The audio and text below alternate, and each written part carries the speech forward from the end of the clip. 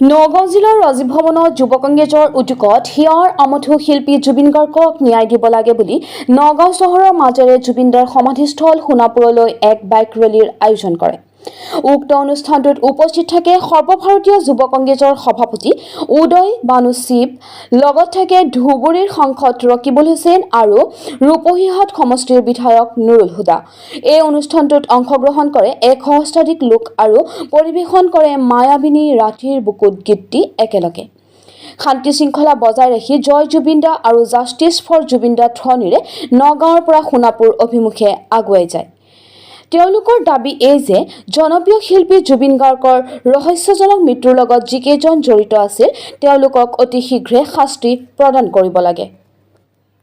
मैंने भी कहा सिर्फ असम के नहीं पूरे भारत देश की शान थे और यही कारण है उनको श्रद्धांजलि देने के लिए जम्मू कश्मीर से मैं असम आया हूँ।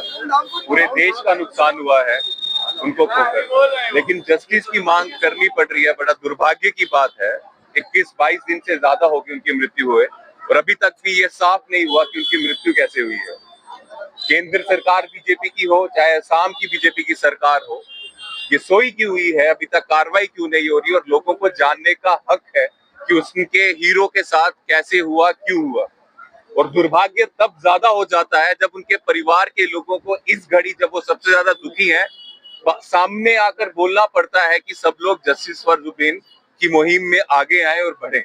अगर परिवार वालों को खुद बोलना पड़ रहा है हमारे हीरो के लिए जिन्होंने देश के लिए इतना कुछ किया, असम के लिए इतना कुछ किया, और उनके परिवार वाले इस तकलीफ में है कि उनको अपने हक के लिए, जस्टिस के लिए आवाज करनी पड़ रही है, लोगों के सामने आना पड़ रहा है, तो ये बहुत शर्म की बात है। ये हमारा फर्ज बनता है। इवन सिर्फ उनके परिवार वालों का हक नहीं, पूरे वो लोग जो जुबेन दा को अपना रोल मॉडल समझते थे उनको ये जानने का हक है कि उनकी मृत्यु कैसे हुई, क्या हुआ, क्या कारण थे, क्या स्थिति थी।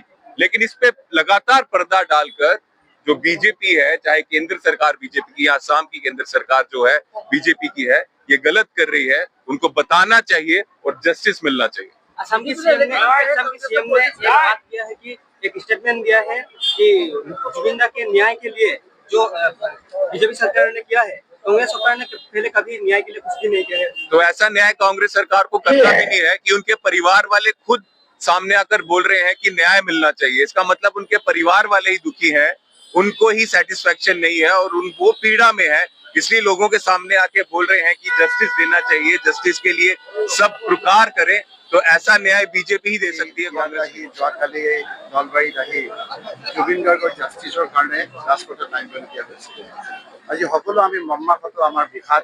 এই সময়ত আমি অন্য কথা ক'ব খোজা নাই। আমি কেৱল মুখ্যমন্ত্ৰী ডাঙৰীয়াক কৈছো যে জুবিনৰ মৃত্যুত যিসকল জড়িত সেই লোকসকল আপুনি ৰাজ্যৰ চকুৰ আগত দিব লাগে।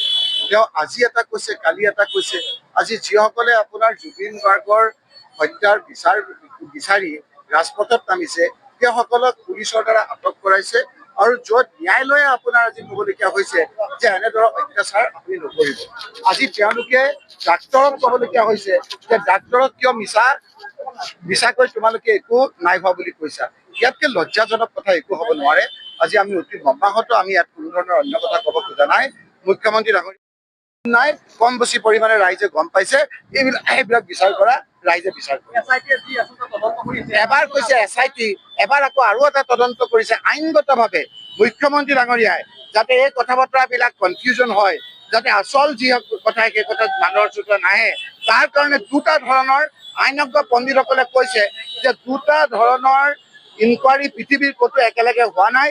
SIT যদি এজন মানুহে আহি পেলাই একেটা কথা কয়, আকৌ অন্য যিটো এটা ইনকুৱাৰী দিছে তাতো বেলেগ কথা কয়, গোটেইটো কনফিউজন ক্ৰিয়েট কৰিব। মুখ্যমন্ত্ৰী ডাঙৰীয়াই এটা কনফিউজন ক্ৰিয়েট কৰাৰ কাৰণে এনেধৰণৰ অৱস্থা কৰিছে। সেইকাৰণে অল ইণ্ডিয়া ইউথ কংগ্ৰেছৰ প্ৰেচিডেণ্টক মই ধন্যবাদ জনাইছো। তেওঁ যোৱাকালি নলবাৰীলৈ গৈছে, ৰাতি আহি ইয়াত পাইছে, ৰাজপথত নামিছে। আজি জুবিন গাৰ্গৰ সমাধি পথত যাওঁতে আমাক বাধা দিছে।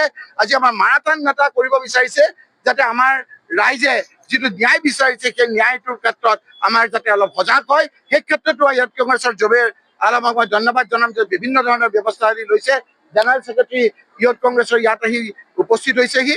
আমি আপোনালোকক কৈছো, মুখ্যমন্ত্ৰী ডাঙৰীয়াক কৈছো যে এই ক্ষেত্ৰত আপুনি পলিটিক্স নকৰিব।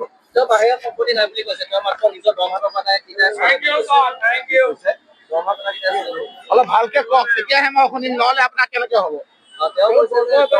আপুনি কওঁতে হাঁহি আছে কিয়? আজিতো হাঁহিব নাপায়, আজিতো হাঁহিবৰ বিষাদ। তেওঁ ভাবিছে কি, তেওঁ মূৰটো বালিত সোমাই দিছে, ৰাইজে দেখা নাই।